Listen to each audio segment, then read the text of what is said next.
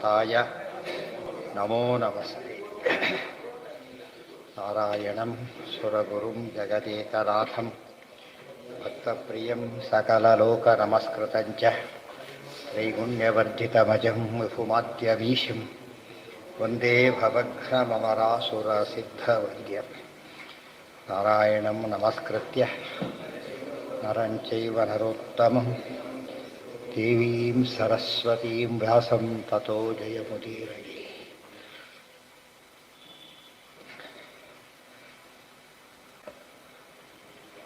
ನಾರಾಯಣಂ ಗುಣೈಃ ಸರ್ವೈರ್ವೀರ್ಣಂ ದೋಷವರ್ಜಿತಂ ಜ್ಞೇಯಂ ಗಮ್ಯಂ ಗುರುಂಶ್ಚಾಪಿ ನತ್ವಾ ಸೂತ್ರಾರ್ಥ ಉಚ್ಯತೆ. ಓಂ ಓಂ ಅಥಾತೋ ಬ್ರಹ್ಮಜಿಜ್ಞಾಸಾ ಸದಾಗಮೈಕವಿಜ್ಞೇಯಂ ಸಮತೀತಕ್ಷರಾಕ್ಷರಂ ನಾರಾಯಣಂ ಸದಾ ವಂದೇ ನಿರ್ದೋಷಾಶೇಷಸದ್ಗುಣಂ. ವಿಶೇಷಣಾನಿ ಯಾನೀಹ ಕಥಿತಾನಿ ಸದುಕ್ತಿಭಿಃ ಸಾಧಯಿಷ್ಯಾಮಿ ತಾನ್ಯೇವ ರಮಾತ್ ಸಜ್ಜನ ಸಂವಿದೆ. ಏನು ಹೇಳಿದರು? ಅತಃ ಸರ್ವಾಗಮ ವಿರುದ್ಧಮೇವ ಜೀವ ಪರಮೈಕ್ಯಂ. ಅತಃ ಸರ್ವಾಗಮ ವಿರುದ್ಧಂ ಏವ ಜೀವ ಪರಮೈಕ್ಯಂ. ಜೀವ ಪರಮಯೋ ಐಕ್ಯಂ. ಜೀವ ಮತ್ತು ಪರಮಾತ್ಮ ಇವರ ಮಧ್ಯೆ ಅಭೇದ ಹೇಳ್ತಿರಲ್ಲ, ಅದು ಸರ್ವ ಆಗಮ ವಿರುದ್ಧವಾದದ್ದು ಅಂತ ಹೇಳಿ. ಈಗ ತಥೈವ ಸರ್ವಯುಕ್ತಿ ವಿರುದ್ಧಂಚ, ಸರ್ವಯುಕ್ತಿಗಳಿಗೂ ವಿರುದ್ಧವಾದದ್ದು ಜೀವ ಪರಮಾತ್ಮರ ಐಕ್ಯ. ನ ತಾವತ್ ಏಕಜೀವವಾದೋ ಯುಜ್ಯತೆ. ಅದರಲ್ಲಿ ಎರಡು ಇದೆ, ಬಹುಜೀವವಾದ, ಏಕಜೀವವಾದ ಅಂಥೇಳಿ ಜೀವೇಶ್ವರಕ್ಕೆ ಹೇಳ್ತಕ್ಕಂಥ ಮತದಲ್ಲಿ ಎರಡು ಭಾಗ. ಅದರಲ್ಲಿ ಮೊದಲು ನ ತಾವದ್ ಏಕಜೀವವಾದೋ ಯುಜ್ಯತೆ. ಏಕಜೀವವಾದ ಅಂದ್ರೇನು? ಒಬ್ಬನೇ ಆತ್ಮ, ಇನ್ಯಾರು ಏನು ಇಲ್ಲವೇ ಇಲ್ಲ, ಒಬ್ಬನೊಬ್ಬ ಜೀವನಾಗ್ತಾನೆ ಅಂತ ಒಂದು ವಾದ. ಅಥವಾ ಒಬ್ಬನೇ ಆತ್ಮ ಅನೇಕ ಜೀವನಾಗ್ತಾರೆ ಇನ್ನೊಂದು ವಾದ. ಏಕ ಅಜ್ಞಾನ ಪರಿಕಲ್ಪಿತತ್ತೇ ಚ ಸರ್ವಸ್ಯ ಸರ್ವಂ ಇದಂ ಪರಿಕಲ್ಪಿತವಿತಿ ಜಾನತಃ ಪುನಃ ಶಿಷ್ಯಾದಿಬೋಧನಂ ನ ಯುಜ್ಯತೆ. ಈಗ ಇರೋದೇ ಒಬ್ಬ ಜೀವ ಅಂತ ಹೇಳೋದಾದರೆ ಅದೆಲ್ಲ ಅದು ಕೊಡೋದಿಲ್ಲ, ವಿಚಾರ ಬೇರೆ. ಇರೋದೊಬ್ಬ ಜೀವ ಇದ್ದಾನೆ, ಅಜ್ಞಾನದಿಂದ ಏನಾಗಿದೆ ಅವನಿಗೀಗ? ಏನೇನೋ ಇದ್ದಾಗ ಕಾಣಿಸ್ತಾ ಇದೆ, ತನ್ನಲ್ಲಿ ಗುಣಗಳು ಏನೇನೋ ಕಾಣಿಸ್ತಾ ಇದೆ. ಅದೆಲ್ಲ ಹೋಗ್ಬಿಟ್ಟು ಏನಂತ ಗೊತ್ತಾಗುತ್ತೆ ಕೊನೆಗೆ? ನಾನೊಬ್ಬ ನಿರ್ಗುಣ ಬ್ರಹ್ಮ ಅಂತ ಗೊತ್ತಾಗುತ್ತೆ ಅಂತ ತಿಳ್ಕೊಂಬೋಣ. ಹಾಗಿದ್ದರೆ ನ ತಾವದ್ ಏಕಜೀವವಾದ ಯುಜ್ಯತೆ. ಏಕಾಜ್ಞಾನ ಪರಿಕಲ್ಪಿತತ್ವೇ ಚ, ಒಬ್ಬನೇ ಅಜ್ಞಾನದಿಂದಾಗಿ ಇದಿಷ್ಟು ಜಗತ್ತು ಪರಿಕಲ್ಪಿತವಾಗಿದೆ. ಇಲ್ಲದೆ ಇರೋದು ಇದ್ದಾಗ ಕಾಣೋದಕ್ಕೆ ಏನಂತಾರೆ? ಪರಿಕಲ್ಪನೆ ಅಂತ ಕರೆದಿರೋದು. ಚ ಸರ್ವಸ್ಯ ಸರ್ವವಿಧಂ ಪರಿಕಲ್ಪಿತವಿತಿ ಜಾನತಃ ಶ್ರುತಿ ಪುನಃ ಶಿಷ್ಯಾದಿಬೋಧನಂ ನ ಯುಜ್ಯತೆ. ಅವನಿಗೆ ಒಬ್ಬನೇ ಇದ್ದ, ಅವನಿಗೆ ಅಪ್ರೋಷ್ಟ ಜ್ಞಾನ ಬಂತೀಗ, ಅವನ ಪ್ರಕಾರ ಬ್ರಹ್ಮಜ್ಞಾನ ಬಂದು ಏನಾಯ್ತೀಗ? ಏನಿಲ್ಲ. ಮತ್ತು ಯಾರಿಗೆ ಹೇಳಬೇಕು ಅವನಿಗೆ? ಶಿಷ್ಯಾದಿಬೋಧನ ಯಾರಿಗೀಗ? ಇಲ್ಲಿ ಇರೋದೇ ಒಬ್ಬ, ಅವ್ರಿಗೇನಾಯ್ತು ಈಗ? ರಿಯಲೈಸೇಷನ್ ಬಂದೋಯ್ತು. ಮತ್ತೇನಿಲ್ಲ ಈಗ, ಯಾರು ಇಲ್ಲವೇ ಇಲ್ಲ. ಯಾರು ಹೇಳಬೇಕು ಅವನಿಗೆ? ಮೊದಲು ಹೇಳಿದರೆ ಬೆಲೆ ಇಲ್ಲ, ಯಾತಕ್ಕೆ? ಆಮೇಲೆ ಬಂದು ಹೇಳೋಕ್ಕೆ ಯಾರೂ ಇಲ್ಲ, ಗೊತ್ತಾಯ್ತಾ? ಕೇಳೋದಕ್ಕೆ ಯಾರೂ ಇಲ್ಲ, ಮೊದಲು ಹೇಳೋದಕ್ಕೆ ವಿಷಯ ಗೊತ್ತಿಲ್ಲ. ಅದು ಏನು ಅರ್ಥ ಆಗಿದ್ದರೆ? ಯಾರು ಶಾಸ್ತ್ರ ಯಾರಿಗೆ ಆಗಿದೆ? ಶಾಸ್ತ್ರದ ಪ್ರಯೋಜನ ಇದೆ. ಬೋಧನ ಯುಜ್ಯತೆ. ಮತ್ತು ಪಾಠ ಪ್ರವಚನ ಆಗ್ತಾ ಇದೆ, ಅಲ್ಲ ಅಜ್ಞಾನಿಗಳು ಮಾತಾಡ್ತಾ ಇದ್ದಾರೆ ಅಂತ ಆಯ್ತು ಅಷ್ಟೇ. ಪಾಠ ಹೇಳೋರು ಅಜ್ಞಾನಿ, ಕೇಳೋನು ಅಜ್ಞಾನಿ. ಆದ್ದರಿಂದ ಸಾಮಾನ್ಯವಾಗಿ ಹೇಳೋನು ಜ್ಞಾನಿ ಆಗಿದ್ದು, ಕೇಳೋನು ಅಜ್ಞಾನಿ ಆಗಿದ್ದರೆ ಅರ್ಥ ಇದೆ. ಯಾರೂ ಇಲ್ಲೇ ಇಲ್ಲ ಅವ್ರಿಗೆ ಹೇಳೋದು, ಮತ್ತು ಅಜ್ಞಾನಿಯಾಗಿ ಹೇಳೋದು ಎರಡ. ಅಜ್ಞಾನಿಯಾಗಿ ಹೇಳೋದಾಗ ಜನ ಇದ್ದಾರೆ ಅವನ ಪ್ರಕಾರ. ಜ್ಞಾನ ಬಂದಮೇಲೆ ಯಾರೂ ಇಲ್ಲೇ ಇಲ್ಲ. ಬಡಬಡಿಸ್ದಾಗತ್ತೆ, ಕನಸ್ತಾರೆ, ಕೂಗ್ತಿರ್ತಾರೆ, ತಟ್ಟಿಸ್ತಾರೆ, ಸುಮ್ಮನೆ ಬಿಡುತ್ತೆ. ಎಬ್ಸಿದ ತಕ್ಷಣ ಮತ್ತೆ ಮಾತಾಡೋದಿಲ್ಲ ಅವನು. ಏನು ಮಾಡ್ತಾನೆ ಅಲ್ಲಿಗೆ? ಯಾಕೆ ಅವ್ನ ಕನಸು ಎಂಥ ಕನಸಾಗಿತ್ತದೋ? ಅವ್ರಿಗೊಬ್ಬನಿಗೆ ಬಿತ್ತು ಕನಸು. ಯಾರೋ ಒಂದು ಹೊಡೆದಾಗ ಏನೋ ಒಂದು ಕನಸಿತ್ತು, ಯಾರೋ ಕೂಗ್ತೇವೆ, ಏನೋ ಒದರುತ್ತಿದ್ದ, ಮುಟ್ಟಿ ಎಬ್ಬಿಸಿದ್ರು. ತಕ್ಷಣ ಏನು ಮಾಡಿದವನು? ಮತ್ತೆ ಮಾತಾಡೋದಿಲ್ಲ. ಯಾಕೆ? ಅವನಿಗೆ ಕನಸು ಅಂತ ಗೊತ್ತಾಯ್ತು, ನಿಲ್ಲಿಸ್ಬಿಟ್ಟ. ಈಗ ಮತ್ತೆ ಅವ್ನು ಮಾತಾಡ್ತಾನ? ಸೊ ನಿಮ್ದು ಹಾಗೆ ಮತ್ತೆ ಮಾತಾಡಬಾರ್ದು. ಅವನೀಗ ಇರೋದೇ ಒಬ್ಬ. ಜಾಯಿಂಟ್ ಬಿದ್ದರೆ ಏನು ಮಾಡ್ಬೋದಾಗ? 100 ಜನಕ್ಕೆ ಬಿದ್ದರೆ ಒಬ್ಬೊಬ್ಬರನ್ನ ಎಬ್ಬಿಸ್ತಾ ಹೋಗ್ಬೇಕು. 20 ಜನ ಬಡಬಡಿಸ್ತಾ ಇದ್ದಾರೆ, ಅವಾಗೇನು ಮಾಡಬೇಕಾಗ? ಒಬ್ಬೊಬ್ರು ಎಬ್ಬಿಸ್ತಾ ಹೋಗ್ಬೇಕೀಗ. ನಿಮ್ಮ ಪ್ರಕಾರ ಇರೋದೇ ಒಬ್ಬ ಅಂದಮೇಲೆ ಇದರಲ್ಲಿ ಹೇಳೋದು ಯಾರಿಗೀಗ? ಎಷ್ಟು ಇಂಪಾರ್ಟೆಂಟ್ ಪಾಯಿಂಟ್ ಅದು. ಹಾಂ ಹಾಂ ಯಾವುದಕ್ಕೆ? ಅದೆಲ್ಲ ಭ್ರಮೆ. ಹೌದು, ಈಗ ನೋಡಿದ್ರೆ ಇಬ್ಬರು ಕಾಣಿಸ್ತಾರೆ. ಈಗ ರಾಜೀವ್ ಇಬ್ಬರು ಆಗಿಬಿಟ್ರೆ ಹೊಡಿದ ತಕ್ಷಣ, ಹೌದಲ್ಲ, ಒಬ್ಬರೇ ಇರೋದು. ಆ ಥರ ತುಂಬ ಜನ ಕಾಣಿಸ್ತಾರೆ. ಅಲ್ಲೇ ಹೋಗ್ಲಪ್ಪ, ಉಪಾಧಿ ಎಷ್ಟೇ ಬಂದರೂ ಮೊದಲು ಏನು ಹೇಳ್ಬಿಟ್ರು, ಉಪಾಧಿಗೆ ಏನು ಕೆಪಾಸಿಟಿ ಇಲ್ಲ. ಹಾಂ ಹಾಂ, ವಸ್ತುನ ಡಿವೈಡ್ ಮಾಡೋ ಶಕ್ತಿ ಅದಕ್ಕಿಲ್ಲ, ಇರೋದು ತೋರಿಸುತ್ತೆ ಅಷ್ಟೇ, ಮುಗಿದೋಯ್ತಾನೆ. ಮತ್ತು ಇದರಲ್ಲಿ ಅದರಲ್ಲಿ ಕಲ್ಪನೆ ಮಾಡಬೇಕು. ಇಬ್ಬರು ಕಂಡ್ರೆ ಚಂದ್ರ, ನೂರಾರಂತ ಕಾಣೋದಿಲ್ಲ ಇದ್ರಾಗೆ. ಕಂಡ್ರು ಕೂಡ ಇಬ್ಬರು ಕಾಣ್ಬೋದು ಅಷ್ಟೇ, 10 ಜನ ಕಾಣ್ಬೋದು. ಅನಂತ ಹೇಗೆ ಕಾಣಿಸ್ತಾರೆ? ಹಾಗಿದ್ರೆ ಉಪಾಧಿ ಎಷ್ಟು ದೊಡ್ಡದಾಗೈತೆ. ಅನಂತ ರೂಪ ದೇವರಿಗೆ ಉಪಾಧಿಗೆ ಜಾಸ್ತಿ ದೊಡ್ಡ ಶಕ್ತಿ ಬಂತು. ಎಲ್ಲ ತಪ್ಪು ಕಡೆ ಸರಬಾಳೆ. ನಹಿ ಸ್ವಪ್ನೋಯಮಿ, ನೋಡಿ ಎಷ್ಟು ಚೆನ್ನಾಗಿ ಹೇಳ್ತಾರೆ. ನಹಿ ಸ್ವಪ್ನೋಯಮಿತಿ ನಿಶ್ಚಿತ್ಯ ಸ್ವಪ್ನಪುತ್ರದಾಯಾರ್ಥಂ ಯತತೆ. ಸ್ವಪ್ನ ಅಂತ ಗೊತ್ತಾದ ಮೇಲೆ ಕನಸಲ್ಲಿ ಸ್ವಪ್ನ ಎಬ್ಬಿಸ್ಬಿಟ್ರು. ಕನಸಲ್ಲಿ ಮಕ್ಕಳು ಎಲ್ಲ ಕಂಡಿದ್ರು, ಅವ್ರಿಗೆ ಆಸ್ತಿ ಪಾಸ್ತಿ ಮಾಡಬೇಕಲ್ಲ, ಹಾಗೆ ಶುರು ಮಾಡಕ್ಕೆ ಹೋಗ್ತಾನೆ ಅವನೀಗ. ಯಾಕೆ ಇಲ್ಲೇ ಇಲ್ಲ, ಹೋಗಿತ್ತವೆಲ್ಲ ಕೂಡ. ಸ್ವಪ್ನೇತು ಸ್ವಪ್ನತ್ವ ಅಜ್ಞಾನಾದೇವ ಯತತೆ. ಸ್ವಪ್ನದಲ್ಲಿ ತಿರುಕರ ಕನಸು, ರಾಜ ಆಗ್ತಾನೆ, ಏನೇನೋ ಮಾಡಿಬಿಡ್ತಾನೆ.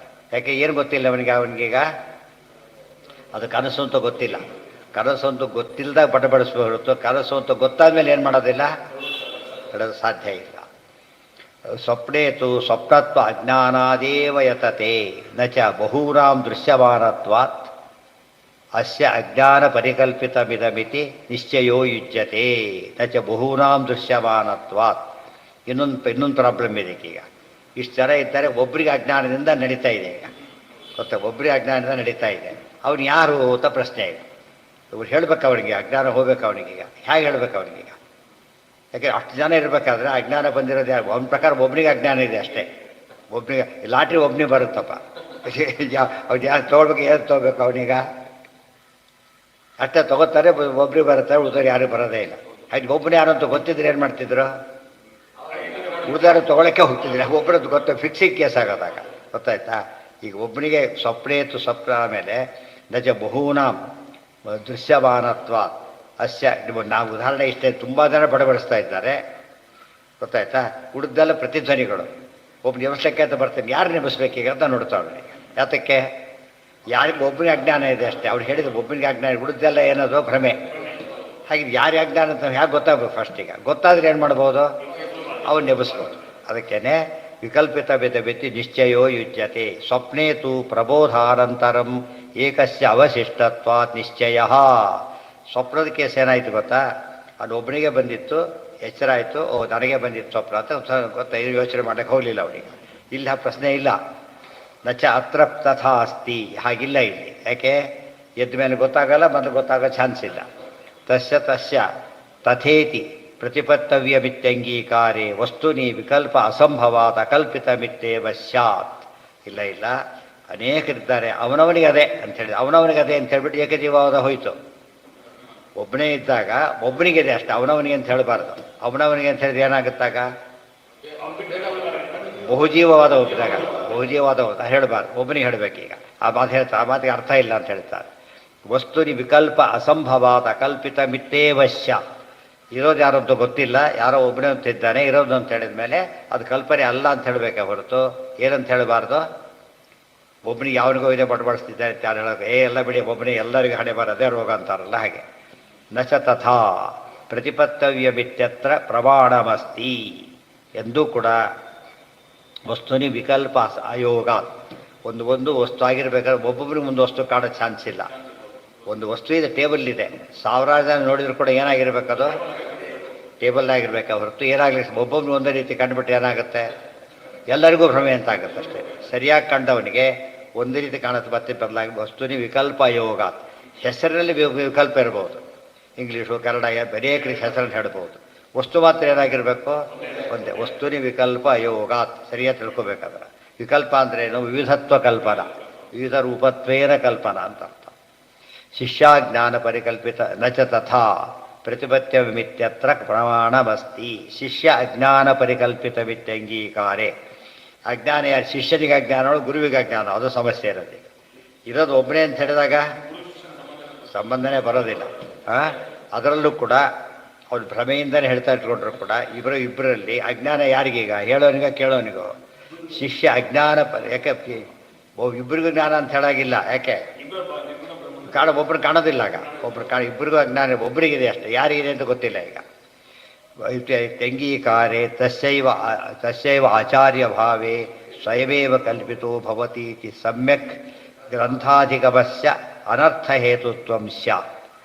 ಶಿಷ್ಯ ಅಜ್ಞಾನ ಪರಿಕಲ್ಪಿತಮಿತಿ ಅಂಗೀಕಾರೆ, ಶಿಷ್ಯನ ಅಜ್ಞಾನ ಪರಿಕಲ್ಪಿತವಾದದ್ದು ಈ ಜಗತ್ತೆಲ್ಲ ಅಂತ ಒಪ್ಕೊಂಡ್ರೆ, ತಸ್ಯೈವ ಆಚಾರ್ಯ ಭಾವೇ, ಅವನು ಆಚಾರ್ಯನೇ ಆಗಬೇಕೀಗ, ಅವನು ಶಿಷ್ಯನೂ ಆಗಬೇಕು. ಏನಾದರೂ ಒಬ್ಬನಾದ್ರಿಂದ ಅಜ್ಞಾನ ಅವನಿಗಿದೆ, ಅವನು ಯಾರು ಹೇಳ್ಕೋಬೇಕು, ಅವನೇ ಹೇಳ್ಕೋಬೇಕು. ಆಚಾರ್ಯ ಭಾವೇ ಗುರುಭಾವ.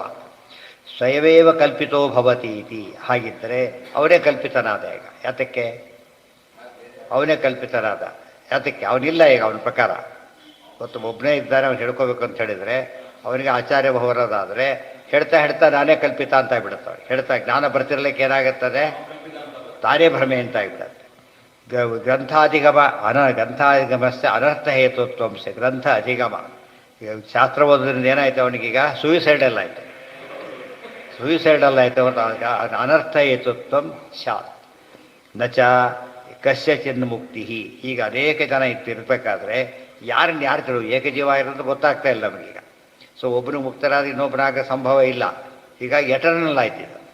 ಏನರ್ಥ ಅದಕ್ಕೆ ಹೀಗಾಗಿದ್ದರೆ? ಮತ್ತೆ ಸಾಧನೆ ಮಾಡಬೇಕಾದ್ರೆ ಒಬ್ಬರಿಗೆ ಸಾಧನೆ ಮಾಡಿಸ್ಬೋದು. ಈಗ ಒಬ್ಬರಿಗೆ ಸಾಧನೆ ಮಾಡಿಸ್ಬೋದು ಅಷ್ಟೇ ಹೊರತು ಇರೋದೇ ಒಬ್ಬ. ಆದ್ದರಿಂದ ಇಷ್ಟರಕ್ಕೇನು ಸಾಧನೆಗೆ ಅರ್ಥ ಏನಿದೆ? ಈಗ ಕೊನೆಗೆ ಅನವಸ್ಥಾ, ಇದೊಂದು ಕೂಡ ಅವ್ಯವಸ್ಥೆ ಆಯ್ತೆ ಹೊರತು ಬೇರೆ ಅಲ್ಲ. ನಚ ಕಸ್ಯಚಿನ್ ಮುಕ್ತಿ. ಅನಂತ ಜೀವರಿದ್ದಾರೆ, ಒಬ್ಬೊಬ್ರಿಗೆ ಅವರೊಬ್ಬನೇ ಮುಕ್ತ ಹೋಗ್ತಾನೆ, ಉಳಿದವ್ರು ಆಗೋದೇ ಇಲ್ಲ. ಅದರಿಂದಾಗಿಯೇ ಗ್ರಂಥಾಧಿಗಮೆ ತಸ್ಯೈವ ಸ್ವಶಿಷ್ಯ ಅಜ್ಞಾನ ಪರಿಕಲ್ಪಿತತ್ವ ಪ್ರಾಪ್ತೇ.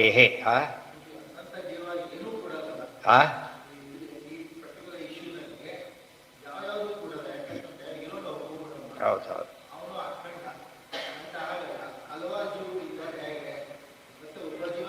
ಅವರೆಲ್ಲ ಭ್ರಮೆ. ಯಾರಿಗೆ ಭ್ರಮೆ ಅಂತ ಪ್ರಶ್ನೆ. ಈಗ ಒಬ್ಬ ಜೀವ ಯಾರೀಗ ಭ್ರಮೆ ಬಂದಿದೆ. ಈಗ ಅಷ್ಟೇ ಯಾವನೇ ಭ್ರಮೆ ಹೇಗೆ ಹುಡುಕ್ಬೇಕು ಫಸ್ಟು?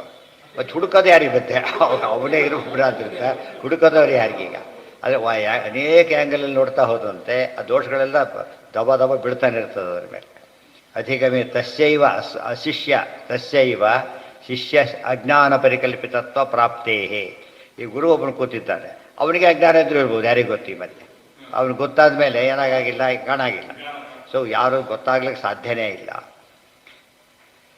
ಸಚ ಏಕಜೀವೋ ಯದಿ ಭೇದವಾದಿ ಭವತಿ ತಸ್ಯ ಸರ್ವತ್ರ ದಾಢ್ಯಾತ್ತ ಕದಾಚಿತ್. ಒಬ್ಬ ಏಕಜೀವ ಇದ್ದಾನೆ, ಅವನಿಗೆ ಭೇದ ಜ್ಞಾನ ಬಂದುಬಿಟ್ಟಿದೆ. ಈಗ ಭೇದ ಜ್ಞಾನ ಏನು ಪ್ರಕಾರ? ಏನದು ಭೇದ ಜ್ಞಾನ? ಅವ್ರಿಗೆ ಬರೋ ಪ್ರಕಾರ ಅದು ಭೇದ ಜ್ಞಾನ ಏನದು? ಭ್ರಮೆ ಬಂದಿದೆ ಈಗ. ಸ ಏಕಜೀವೋ ಯದಿ ಭೇದವಾದಿ ಭವತಿ ತಸ್ಯ ತತ್ರೈವ ದಾರ್ಢ್ಯಾತ್ ನ ಕದಾಚಿತ್ ಭೇದ ನಿವೃತ್ತಿ ರೀತಿ ನ ಕಶ್ಯಾಪಿ ಮುಕ್ತಿ ಸ್ಯಾತ್. ಅವನು ಹೇಳೋರು ಯಾರು ಇಲ್ಲದೆ ಒಬ್ಬನು ಅಜ್ಞಾನ ಬಂದುಬಿಟ್ಟಿದೆ, ಇರೋದೇ ರೋಗಿ ಅವನೇ, ಅವನಿಗೆ ಯಾರು ಕೊಡೋಗಿಲ್ಲ. ಆದ್ದರಿಂದ ಶಾಶ್ವತವಾಗಿ ಏನು ಉಳ್ಕೊಳ್ತು ಅವನಿಗೀಗ? ಭೇದಜ್ಞಾನನೇ ಉಳ್ಕೊಳ್ತು. ಆದ್ದರಿಂದ ಅವನಿಗೆ ಮುಕ್ತಿ ಇಲ್ಲ. ನಿಮ್ಮ ಪ್ರಕಾರ ಭೇದಜ್ಞಾನಿ ಮುಕ್ತಿ ಇಲ್ಲ. ನನ್ನ ಮುಕ್ತಿ ಯಾರಿಗಿಲ್ಲ ಅಂತ ಅನ್ಸ್ವರ ಅಲ್ ಗಾಡ್. ಮುಕ್ತಿ ಕಾನ್ಸೆಪ್ಟೇ ಹೋಯ್ತು. ಅದು ವೇದಗಳು ಹೊರಟಿರೋದು ಯಾತಕ್ಕೋಸ್ಕರ? ಅವ್ರ ಪ್ರಕಾರ ಕೂಡ ಆ ಮುಕ್ತಿ ನೇಚರ್ ಏನೋ ಡಿಫರೆನ್ಸ್ ಇದೆ, ಆದರೆ ಒಂದು ಗ್ಯಾರಂಟಿ, ವೇದ ಹೊರಟಿರೋದು ಯಾತಕ್ಕೋಸ್ಕರ? ಈಗ ಮುಕ್ತಿ ಉಳಿದು. ಡಾಕ್ಟ್ರ್ ಯಾತಕ್ಕೆ ಹೊರಟಿರ್ತಾನೆ? ಈಗ ಔಷಧಿ ವಾಸಿ ಮಾಡಬೇಕು. ವೇದಗಳು ಇದ್ದಾಗೆ ವೈದ್ಯರವರು ನಮ್ಮ ಅಜ್ಞಾನ ಕಳೆದು ಜ್ಞಾನ ಕೊಟ್ಟಕ್ಕೆ ಹೊರಟಿದ್ದಾರೆ. ಆದರೆ ಯಾರಿಗೂ ಬಿಡು ವಾಸಿ ಆಗಲಿಲ್ಲ ಅಂದಮೇಲೆ ಆಸ್ಪತ್ರೆ ಉಪಯೋಗನೇ ಇದೆ. ಒಬ್ಬರು ಪಾಸ್ ಆಗಲಿಲ್ಲ, ಇನ್ಸ್ಟಿಟ್ಯೂಷನ್ ತೊಗೊಂಡು ಏನು ಮಾಡಬೇಕಲ್ಲ? ಒಬ್ಬರಿಗೂ ರೋಗ ವಾಸಿ ಆಗಲಿಲ್ಲ, ಆಸ್ಪತ್ರೆ ತೊಗೊಂಡು ಏನು ಮಾಡಬೇಕು? ಸಾಧನೆಗೆ ಅರ್ಥನೇ ಇಲ್ಲ. ಯಥಾ ಕಲ್ಪಿತಂ ತೇನ ಯಥಾ ಕಲ್ಪಿತಂ ತಥೈವ ಭವತಿ ಇತಿ ತೇನ ಏಕಜೀವವಾದಿನಾಂ ನಿತ್ಯ ನಿರಯ ಕಲ್ಪನೆ ಸಯೇವ ಸ್ಯಾತ್. ಇನ್ನು ಒಬ್ಬ ಜ್ಞಾನ ಬರದೆ ಹೋದರೆ ಅವ್ನು ನಿತ್ಯ ನರಕ ಬರುತ್ತೆ ಅಂತ ಹೇಳೋದಾದರೆ ಅವ್ನು ನಿತ್ಯ ನರಕನೇ ಬಂತು, ಮುಕ್ತಿ ಇಲ್ಲೇ ಇಲ್ಲ. ಏನೋ ಮಾಡೋಕ್ಕೆ ಏನಾಯ್ತು? ಈಗ ಗಂಟು ಬಿಚ್ಚಕ್ಕೆ ಕೊಟ್ಟರೆ ಯಾರೂ ಬಿಚ್ಚದಂತೆ ಆಯ್ತು. ಕೊನೆಗೆ ಒಬ್ಬನಿಗೆ ಗಂಟು ಬಿಚ್ಚಲಿಕ್ಕೆ ಬಿಚ್ಚಕ್ಕೆ ಬರ್ತಿತ್ತು, ಇವ್ರು ಎಷ್ಟು ಕೆಡಿಸ್ಬಿಟ್ಟ ಅಂದ್ರೆ ಕೊನೆಗೆ ಏನಾಯ್ತು? ಅದು ಯಾರಿಗೆ ದೇವರ ಕಟ್ ಮಾಡಬೇಕೆ ಹೊರತು ಬಿಡ್ತಕ್ಕೆ ಬರೋದಾಗಾಯ್ತು. ವರ್ಸ್ಟ್ ಕೇಸ್ ಆಗಬೇಕು. ಸೊ ವೇದಗಳ ಪರ್ಪಸ್ಸೇ ಸರ್ವ್ ಆಗಲಿಲ್ಲ.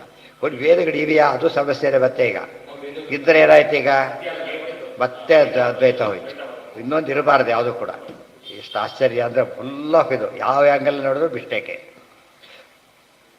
ತಥೈವ ಭವತಿ ಇತಿ ತೇನ ಏಕಜೀವವಾದಿನಾಂ ನಿತ್ಯ ನಿರಯ ಕಲ್ಪನೆ ಸಯೇವ ಸ್ಯಾತ್ ನ ಚ ಏಕಜೀವ ಅಜ್ಞಾನ ಕಲ್ಪಿತಂ ಸಮಸ್ತಮಿತ್ಯತ್ರ ಕಿಂಚಿನ್ ಮಾನವಸ್ತಿ. ಇದು ಕೊನೆಯ ಉತ್ತರ. ಏನಂದರೆ ಇಷ್ಟೆಲ್ಲ ಹೇಳ್ತೀಯಲ್ಲ, ಒಬ್ಬ ಏಕಜೀವ, ಅವರ ಅಜ್ಞಾನಕ್ಕೆ ಇದೆಲ್ಲ ಬಂದಿದೆ ಅಂತ ಹೇಳೋದಕ್ಕೆ ಫಸ್ಟ್ ಆಧಾರ ಇಲ್ಲ. ಆ ಕೇಸ್ ಎಸ್ಟಾಬ್ಲಿಷೇ ಆಗಿಲ್ಲ. ಅದು ಹೇಳೋದಕ್ಕೆ ಅಂತ ಹೊರಟ್ರೆ ಎಸ್ಟಾಬ್ಲಿಷ್ ಆಗೋ ಚಾನ್ಸೂ ಇಲ್ಲ. ಮೊದಲು ಆಗಿಲ್ಲ, ಹೇಳೋದಕ್ಕೆ ಹೋದ್ರೆ ಏನಾಗುತ್ತದ ಇನ್ನೂ ತಪ್ಪು ಅಂತ ಗೊತ್ತಾಗ್ಬಿಡೋದು. ಅದಕ್ಕೆ ವಾದಿರಾಜ ಸ್ವಾಮಿ ಏನಂತ ಹೇಳ್ತಾರೆ, ಇಂಥ ವಿಷಯಗಳು ಪ್ರಮಾಣ ಕೊಡೋಕ್ಕೆ ಹೋದರೆ ಹೇಗೆ ಗೊತ್ತಾ, ಮಣ್ಣಿನ ಪ್ರತಿಮೆಗೆ ಅಭಿಷೇಕ ಮಾಡಿದಾಗುತ್ತೆ ಅಂತ. ಏನರ್ಥ ಅದಕ್ಕೆ? ಅವತ್ತು ಕರೆಗೆ ಹೋಗ್ಬಿಡ್ತದೆ. ಪ್ರತಿಭೆ ಇಲ್ಲ, ಪ್ರತಿಭೆನೇ ನಮಗೆ ಹೋಗಿ ಒಳ್ಳೆ ದುಷ್ಟಾಂತ ಅದು. ಮಣ್ಣಿನ ಅದ್ವೈತಾದಿ ಕೆಲವು ಪ್ರಮೇಯಗಳಿಗೆ ನಾವು ಪ್ರಮಾಣ ಕೊಡ್ತೀವಿ ಅಂತ ಹೇಳಿದ ತಕ್ಷಣ ಏನಾಗುತ್ತೆ ಅಂತ ಕೇಳಿದರೆ, ಮಣ್ಣಿನ ಪ್ರತಿಭೆಗೆ ಪಂಚಾಮೃತ ಬಡ್ದಾಗುತ್ತೆ. ಕೊನೆಗೆ ಪಂಚಾಮೃತರು ಮಣ್ಣಾಗಿ ಬಿಡೋದಿಲ್ಲ, ಪಂಚಾಮೃತನಾಗಿಲ್ಲ, ಪ್ರತಿಭೆನೂ ಇಲ್ಲ, ಪಂಚಾಮೃತನೂ ಇಲ್ಲ. ಪ್ರಮಾಣನೂ ಹೋಯಿತು, ಪ್ರಮೇಯನೂ ಹೋಯಿತು. ಆಶ್ಚರ್ಯ. ಜನ ಇಷ್ಟಿದ್ರು ಜನ ನಂಬ್ತಾರೆ ಅಂತ ಹೇಳಿದರೆ ಎಷ್ಟು ಇದು. ಆಚಾರ್ಯ ಹೇಳಿದ ವಿಷಯ ಸರಿಯಾಗಿ ಮುಟ್ಟಿಸಿಲ್ಲ ಅಂತ ಒಂದರ್ಥ, ಸರಿಯಾಗಿ ಮುಟ್ಟಿಲ್ಲ ಅಂತ ಒಂದರ್ಥ. ಅದು ತಿಳ್ಕೊಂಡೆ ಇಬ್ಬರು ಅಷ್ಟೇ, ಪೇರ ಮೇಷ್ಟ್ರು ಇಬ್ಬರು ಪಾಲ್ಟ್ ಇದೆ. ಆದರೆ ಇವ್ರ ಪಾಲ್ಟು ಇದೆ. ಈಗ ಅವ್ರಿಗೆ ಅದು ಹೇಳೋದಕ್ಕೆ ಅವಕಾಶನೇ ಇಲ್ದಾಗಿಬಿಟ್ಟು ಕಟ್ಟೋಗಿಬಿಟ್ಟಿದೆ ಅಷ್ಟೇ. ಹಿಂದೆ ಒಂದೇ ಒಂದು ಒಂದು ಕಾರಣ ಕೊಡ್ಬೋದು ಹಿಂದಿನವರಿಗೆ, ಏನಂದರೆ ಮ್ಯಾನುಸ್ಕ್ರಿಪ್ಟ್ಸ್ ಎಲ್ಲ ಇದು ಅವ್ರಿಗೆ ಪಡ್ಕೊಂಡು ಇನ್ನೊಬ್ರಿಗೆ ಕೊಡೋದಿಲ್ಲ. ಅವಾಗೇನಾಗ್ತಿತ್ತು, ಅದು ಪಾಪ ಅದ್ವೈತಗಳಿಗೆ ನಮ್ಮ ದ್ವೈತದ ಆಸ್ಪೆಕ್ಟ್ ಗೊತ್ತಾಗೋ ಚಾನ್ಸ್ ಇಲ್ಲ. ಇದು ವಾದದಲ್ಲಿ ರಹಸ್ಯ ಹೇಳೋದಿಲ್ಲ, ಆದ್ದರಿಂದ ವಿಷಯ ಗೊತ್ತಾಗದೇ ಪ್ರಾಬ್ಲಮ್. ಈಗ ಹಾಗಲ್ಲ, ಎಲ್ಲ ಬುಕ್ಸು ಅವೈಲಬಲ್ ಈಗ, ಗೊತ್ತಾಗ್ತಿಲ್ಲ. ಅವ್ರು ನಮಗೆ ಸಿಗುತ್ತೆ, ನಮ್ಗೆ ಅವ್ರಿಗೆ ಸಿಗುತ್ತೆ. ಒಂದು ಕಥೆ ಹೇಳ್ತಾರೆ, ಈ ಅದ್ವೈತ ಸಿದ್ಧಿ ಬರೆದ್ರು, ಇವತ್ತು ದಯಾಮೃತ ಖಂಡನೆಯಾಗಿ ಬರೆದ್ರು. ಉತ್ತರ ಕೊಡಬೇಕಾಯ್ತು, ಅವ್ರು ಪಬ್ಲಿಷ್ ಮಾಡ್ತಾ ಇಲ್ಲ, ಅವರು ಬರೆದಿದ್ದಿಲ್ಲ, ಪುಸ್ತಕ ಇಟ್ಕೊಂಡ್ಬಿಟ್ಟಿದ್ದಾರೆ. ಶಿಷ್ಯರು ಮಾತ್ರ ಪಾಠ ಬಿಡ್ದವ್ರಿಗೆ ಹೇಳ್ತಾ ಇಲ್ಲ. ಇವ್ರು ಏನು ಮಾಡಿದ್ರಾಗ, ಶಿಷ್ಯರ ಸೇರ್ಕೊಂಡ್ಬಿಟ್ರು, ಹೋಗ್ಬಿಟ್ಟು ಗೊತ್ತಾಯ್ತಾ, ಸೇರ್ಕೊಂಡ್ಬಿಟ್ಟು ಅವ್ರಿಗೆ ಪಾಠ ಕೇಳೋದು ಪಾಠ ಕೇಳೋದು ಖಂಡನೆ ಬರೆಯೋದು. ಅರ್ಥ ಆಯ್ತಾ? ಈಗ ಅತ್ತ ಕಷ್ಟ ಇತ್ತು. ಇವತ್ತು ಆ ಪ್ರಶ್ನೆ ಇಲ್ಲ.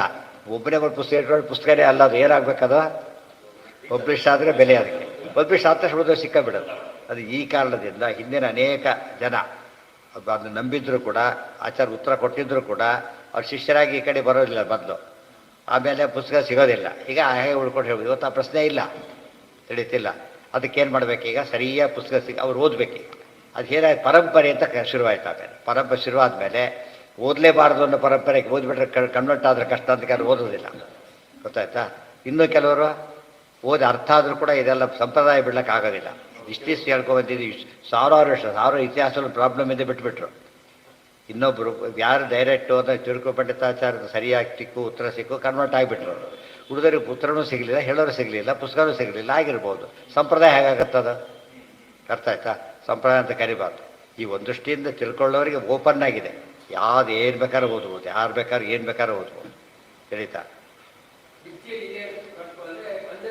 ಅಂದಂತ ಅವಸ್ಥೆ. ನಿತ್ಯ ಅಂದರೆ ನಿರಯ, ನರಕ. ನಿತ್ಯ ನರಕ ಅಂದರೆ ಅಂದಂತ ಅವಸ್ಥೆ. ನಚ ಏಕಜೀವೋ ಭೇದವಾದ.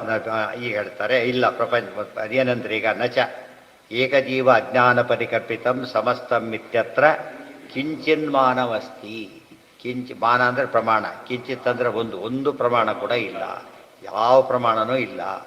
ಇಲ್ಲಿ ಪ್ರಮಾಣ ಇದೆ ಅಂತ ಹೇಳ್ತಾರೆ. ಏನಂತ? ಪ್ರಪಂಚೋ ಯದಿ ವಿದ್ಯೇತ ನಿವರ್ತೇತನ ಸಂಶಯ ಮಾಯಾಮಾತ್ರಮಿದಂ ದ್ವೈತಂ ಅದ್ವೈತಂ ಪರಮಾರ್ಥತಃ. ಒಂದು ವಾಕ್ಯ ಇದೆ, ಉಪನಿಷತ್ ವಾಕ್ಯ. ನೋಡಿದರೆ ಎಷ್ಟು ಸ್ಪಷ್ಟ ಇದೆ ಇದು. ಮಾಯಾ ಮಾತ್ರ ಮಿದಂ ದ್ವೈತಂ.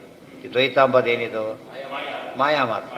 ಅದ್ಮೇಲೆ ಯಾವ ಸತ್ಯ ಅಂತ ಆಯ್ತು. ಈಗ ದ್ವೈತ ಮಾಯೆ ಅಂದರೆ ಯಾವ ಸತ್ಯ? ಪ್ರಮಾಣ ಇದೆಯಲ್ಲ ಅಂತ ಕೇಳಿದ. ಪ್ರಮಾಣ ಇದೆಯಲ್ಲ ಅಂತ ಕೇಳಿದರೆ ವಾಕ್ಯಕ್ಕೆ ಅರ್ಥ ಆಗೋದೇ ಇಲ್ಲ. ವಾಕ್ಯಕ್ಕೆ ಪ್ರಪಂಚೋ ಯದಿ ವಿದ್ಯೇತ ನಿವರ್ತೇತ ನ ಸಂಶಯ ಮಾಯಾ ಮಾತ್ರ ಮಿದಂ ದ್ವೈತಂ ಅದ್ವೈತಂ ಪರಮಾರ್ಥತಃ. ಅದು ಬಿಡಿಸ್ತಾರೆ. ಇತ್ಯಸ್ಯ ಚ ಅಯಮರ್ಥ.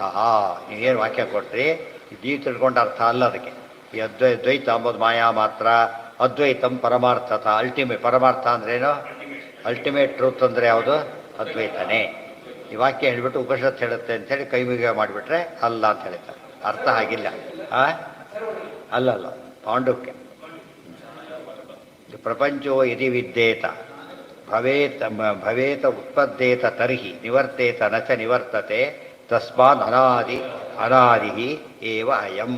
ಆ ವಾಕ್ಯ ನೋಡಿ, ಪ್ರಪಂಚೋ ಯದಿ ವಿದ್ಯೇತ ಅಂದರೆ ಇಲ್ಲದ ಪ್ರಪಂಚ ಏನಾದರೂ ಇರೋ ಕಂಡಿದ್ದಿದ್ರೆ ನಿವರ್ತೇತ ನ ಸಂಶಯ. ರಜತ ಅಲ್ಲಿಲ್ಲ, ಇದ್ದಾಗ ಕಾಣಿಸ್ತು. ಹತ್ರ ಹೋದಾಗ ಏನಾಯ್ತು? ಅದು ಇಲ್ಲ ಅಂತ ಗೊತ್ತಾಯ್ತು. ಅರ್ಥಾತ್ ಪ್ರಪಂಚ ಹಾಗಲ್ಲ. ನಾವು ಪ್ರಪಂಚದಲ್ಲೇ ಬದುಕಿದ್ದೆ, ಸುತ್ತಮುತ್ತದಲ್ಲೇ ಬದುಕಿದ್ದೇವೆ ನಾವೀಗ. ಪಾದಜ್ಞಾನ ಬಂದೇ ಇಲ್ಲ ಅಂದಮೇಲೆ ಏನರ್ಥ? ಸತ್ಯ ಅಂತ. ಮಾಯಾ ಮಾತ್ರ ಬಿದಂ ದ್ವೈತಂ. ಈ ದ್ವೈತ ಏನು ಗೊತ್ತಾ, ಇದು ಮಾಯಾ ಮಾತ್ರ. ಮಾಯ ಅಂದರೆ ಭಗವದ್ ಇಚ್ಛೆಯಿಂದ ಇರೋದೇ ಹೊರತು ಭ್ರಮೆ ಅಂತ ಅರ್ಥ ಅಲ್ಲ. ಅದಕ್ಕೆ ಮಾಯಾ ಶಬ್ದಕ್ಕೇನಲ್ಲ, ಕೃಷ್ಣ ಭಗವದ್ಗೀತೆಯಲ್ಲಿ ಬರ್ತದೆ, ಸಂಭವಾಮಿ ಆತ್ಮ ಮಾಯೆಯ ಅಂತ ಬಂತು. ಏನಂತ ಅರ್ಥ ನಾನೇ ಮಾಯ ಮಾಡ್ಕೋತೇನೆ ಅಂತ ಅರ್ಥ ಏನದ್ರಾಗೆ? ನಾನೇ ಮಾಯ ಮಾಡ್ಕೋತೇನೆ, ನಾನೇ ಮಣ್ಣು ತಿಂದೇನೆ ಆಗುತ್ತೆ, ಸಾಧ್ಯ ಇಲ್ಲ. ಸೊ ಇಚ್ಛೆ ಅಂತ ಅರ್ಥ. ಆತ್ಮ ಇದು ಹಾಗೇನೆ, ಮಾಯಾ ಮಾತು ಭಗವದ್ ಇಚ್ಛೆಯಿಂದ ಇದು ಸರಿಯಾಗಿ ಉಳ್ಕೊಂಡು ಬಂದಿದೆ. ಹೇಳ್ತಾರೆ ಮಿತಂ ತ್ರಾತಂ, ಭಗವಂತ ರಕ್ಷಿತವಾಗಿದೆ ಜಗತ್ತು. ಆದ್ದರಿಂದ ಪ್ರಪಂಚ ಏನಾಗೋದಿಲ್ಲ ಎಂದು ಕೂಡ ಮಿಥ್ಯೆ ಆಗೋದಿಲ್ಲ. ಸ್ಪಷ್ಟವಾದ ದ್ವೈತದ ಅರ್ಥ ಇದೆ ಹೊರತು ಬೇರೆ ಅರ್ಥ ಇಲ್ಲ ಅದಕ್ಕೆ. ಅದ್ವೈತದ ಅರ್ಥ ಮಾಡಿದರೆ ಏನು ಪ್ರಾಬ್ಲಮ್ ಬರುತ್ತೆ ಅದಕ್ಕೆ? ಬದಲೇದಾಗಿ ಆ ವಾಕ್ಯನೇ ಇಲ್ಲ ಅಂತ ಆಗ್ಬಿಡುತ್ತೆ. ಬ್ರಹ್ಮ ಬಿಟ್ಟು ಬೇರೆ ಇಲ್ಲ ಆದಮೇಲೆ ವಾಕ್ಯನೇ ಸುಳ್ಳು ಅಂತ ಆಯ್ತಲ್ಲ. ಸುಳ್ಳು ವಾಕ್ಯ ನಿಮಗೆ ಸದ್ ಪ್ರಮಾಣ ಹೇಗಾಗುತ್ತೆ? ಅವ್ರು ಕೊಡ್ಬೇಕಾದ್ರೆ ಸುಳ್ಳು ಡಾಕ್ಯುಮೆಂಟ್ ಅಂತ ಕೊಟ್ಟರೆ ಏನಾಗ್ತ ಅಲ್ಲಿಗೆ? ನೋ ಡಾಕ್ಯುಮೆಂಟ್ ಅಂತ. ಸೊ ಇದರ ಸತ್ಯ ಆಯ್ತಲ್ಲ, ಇದು ಸತ್ಯ ಅಂತ ಅಷ್ಟೇ, ಎರಡು ಸತ್ಯ ಆಯಿತು. ಮತ್ತೇನಾಯಿತು? ಹೋಯ್ತು. ಇತ್ಯಶ್ಚ ಅಯಮರ್ಥ ಏನ, ನಮಗೆ ಎರಡು ಕೈ ಇದೆ, ಮೂರು ಹೋಲಿದೆ. ಮೂರು ಹೋಲಿದೆ ಪಾತ್ರೆಗೆ, ಎರಡು ಕೈ ಇದೆ, ಎರಡು ಇಡ್ಲಕ್ಕೆ ಹೋಗ್ತಾರೆ. ಇದ್ರಾಗ ಅದ್ರಲ್ಲಿ ತೊಗೊಳ್ಳು. ಬಿಡ್ಲಕ್ಕೆ ಇದು ಮೂರು ಹೋಲ್ ಅಲ್ಲ, 100 ಹೋರುಗಳಿತ್ತು. ಈ ಮೊದಲು ಎರಡು ಕೈಲಿ ಎಷ್ಟು ಮುಚ್ಚಕ್ಕಾಗತ್ತೆ ಅದೀಗ? ಏನು ಹೇಳೋದಕ್ಕೆ ಹೋದ್ರೆ ಅದು ಕಿತ್ಕೊಂಡು ಹೋಗ್ತಾ ಇರ್ತದೆ. ಏನು ಅದೇ ಹೇಳ್ತಾರೆ, ಪೂರ್ತಿ ಬಿಡಿಸ್ತಾರೆ. ಅದು ಈ ಅರ್ಥ ಇಲ್ಲ. ಪ್ರಪಂಚೋ ಇದು ವಿದ್ಯೇತ ಭವೇತ ಉತ್ಪದ್ದೇತ. ಸುಳ್ಳು ಪ್ರಪಂಚ ಹುಟ್ಟಿ ಬಂದಿದ್ದೇ ಆಗಿದ್ದರೆ ಇದು ನಾಶವಾಗಿ ಹೋಗ್ತಾ ಇದೆ. ಅದರಿಂದ ಸುಳ್ಳಾಗಿದ್ದರೆ ಅದು ಎಂದು ಸತ್ಯ ಅಂತ ಪೂರ್ವಾಗ್ಲಿಕ್ಕೆ ಸಾಧ್ಯ ಇರಲಿಲ್ಲ. ಸತ್ಯ ಅಂತ ಪೂರ್ವಾಗಿದೆ. ಇದು ನಚ ನಿವರ್ತತೆ ತಸ್ಮಾತ್ ಅನಾದಿರೇವಾಯಂ. ಜಗತ್ತು ಎಂದು ಕೂಡ ನಾನಿವರ್ತತೆ ಅಂದ್ರೇನು? ಇದು ಕಲ್ಪಿತ ಅಂಥೇಳಿ ಬಾಧಿತವಾಗೋದಿಲ್ಲ. ಆದ್ದರಿಂದ ಸತ್ಯವೇ ಆಗಿದೆ ಅಂತ ಅರ್ಥ. ಪ್ರಕೃಷ್ಟ ಪಂಚವಿಧೋ ಭೇದ ಪ್ರಪಂಚ. ಪ್ರಕೃಷ್ಟ ಪಂಚವಿಧೋ ಭೇದ ಪ್ರಪಂಚ. ಇಲ್ಲಿ ಪ್ರಪಂಚ ಶಬ್ದಕ್ಕೆ ಏನು ಅರ್ಥ ಹೇಳ್ತಾರೆ ಗೊತ್ತಾ? ಒಂದು ಜಗತ್ತು ಒಂದೊಂದು ಅರ್ಥ ಇದೆ. ಇನ್ನೊಂದು ಅರ್ಥ ಪಂಚ. ಪ್ರ ಅಂದರೆ ಪ್ರಕೃಷ್ಟ, ಪಂಚ ಅಂದರೆ ಪಂಚಭೇದ.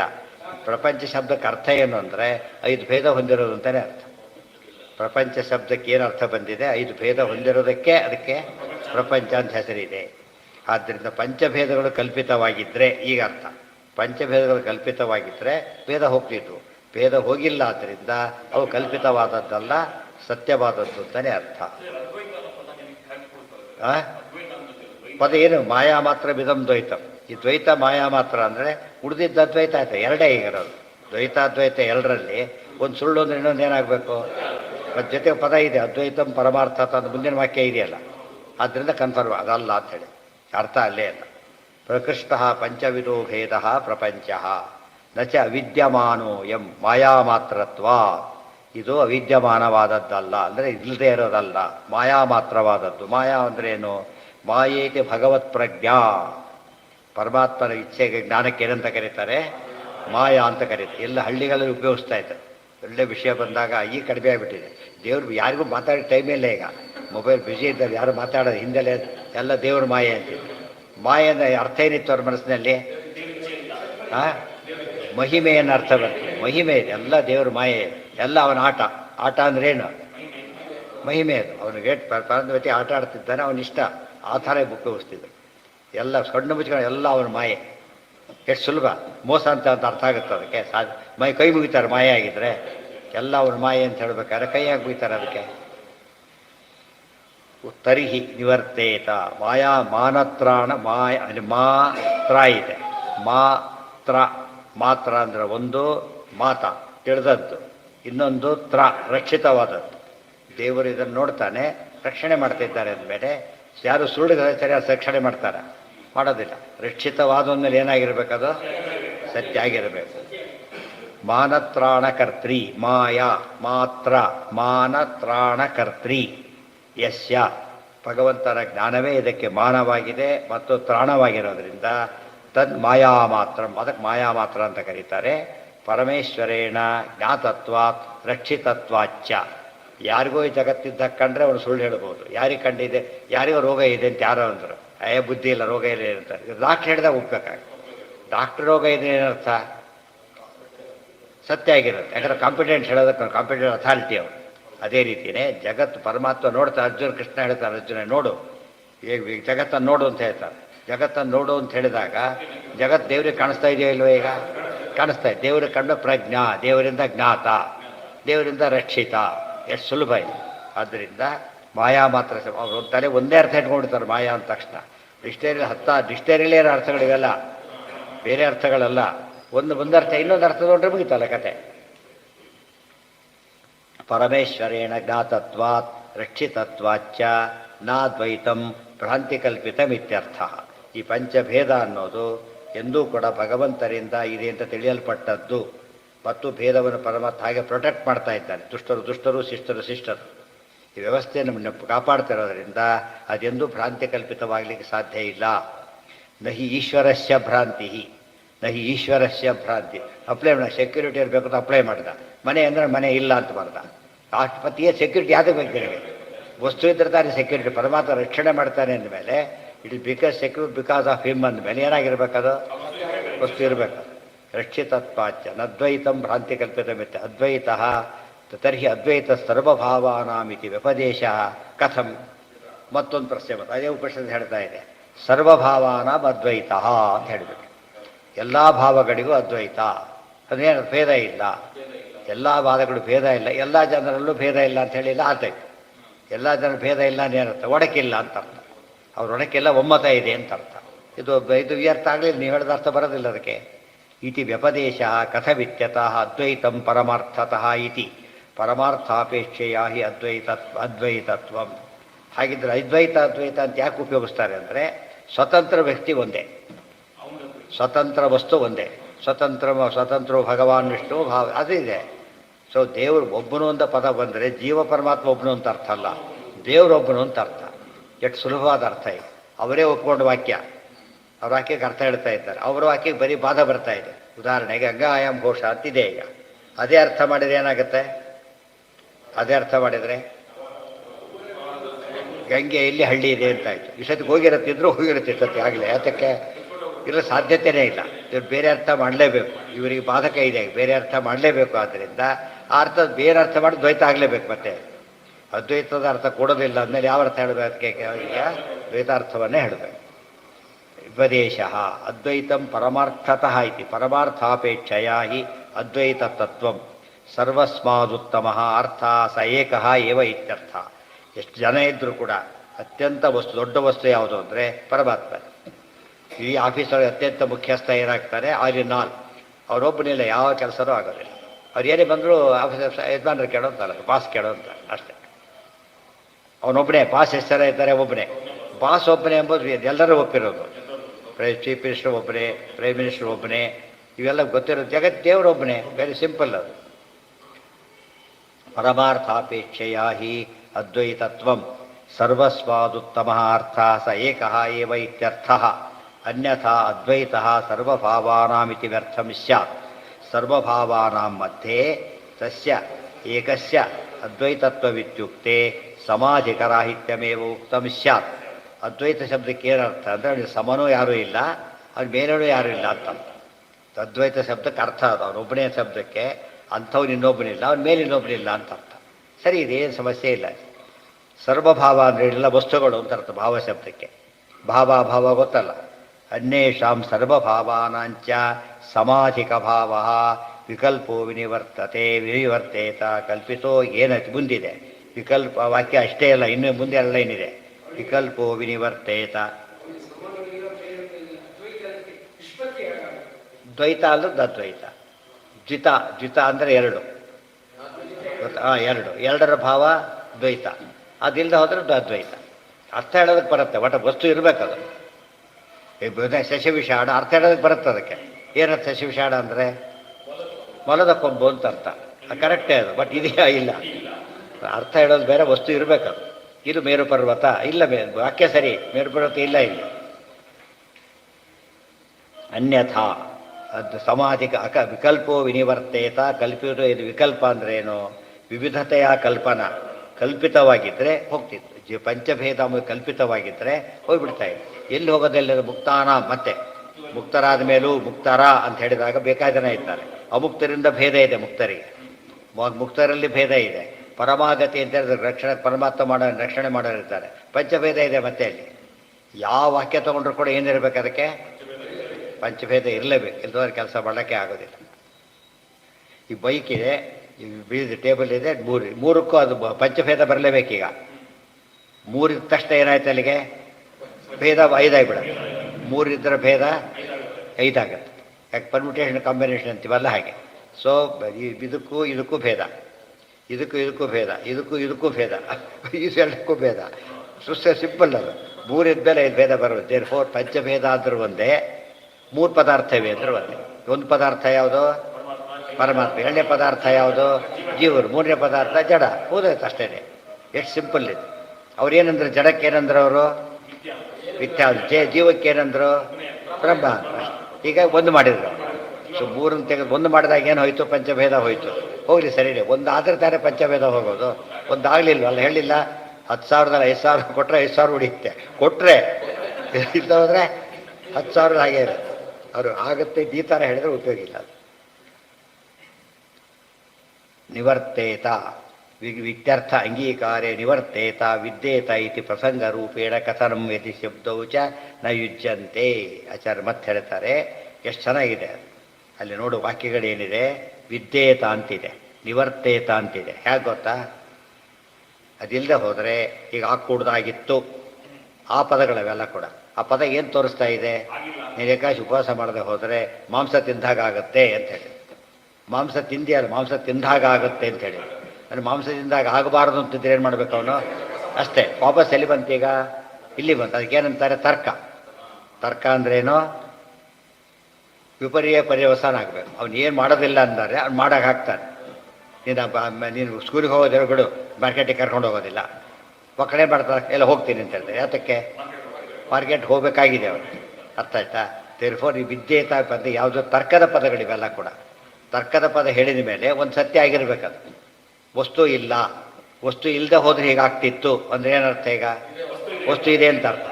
ಅರ್ಥ ಆಯ್ತಾ. ಇದು ಪ್ರಸಂಗ ಅಂತಾರೆ. ಪ್ರಸಂಗ ಅಂದರೆ ತರ್ಕ. ಪ್ರಸಂಗ ರೂಪೇಣ, ತರ್ಕ ರೂಪೇಣ. ಈ ಪ್ರಸಂಗ ಅಲ್ಲ, ನಾವು ಕನ್ನಡದಲ್ಲಿ ಪ್ರಸಂಗ, ಆ ಪ್ರಸಂಗ ಅಲ್ಲ. ಇದಕ್ಕೆ ತರ್ಕ ಅಂತ ಅರ್ಥ. ಕಥನಂ ಯದಿ ಅತಿ ಪ್ರಸಂಗ, ಅದಕ್ಕೆ ಅತಿ ಪ್ರಸಂಗ ಅಂತ ಬರುತ್ತೆ. ಇನ್ನೊಂದು ಅರ್ಥ ಇದು ಬೇಸಳದ ಅರ್ಥ. ಯದಿ ಶಬ್ದೋಚರ ಯುಜ್ಯತೆ. ಹಾಗಿದ್ದರೆ ಪ್ರಸಂಗ ಕಥನ ಯದಿ ಶಬ್ದವು ಎರಡಿದೆ ನೋಡಿ. ಪ್ರಪಂಚೋ ಯದಿ ವಿದ್ಯೇತ ನಿವರ್ತೇತ ನ ಸಂಶಯ. ಮುಂದೆ ಇನ್ನೊಂದು ವಾಕ್ಯ ಇದೆ, ಏನಂತ ಓದಿದಲ್ಲ ಈಗ. ವಿಕಲ್ಪೋ ನಿವರ್ತೆ ಕಲ್ಪಿತೋ ಯದಿಕೇನ ಚಿತ್ತಿದೆ.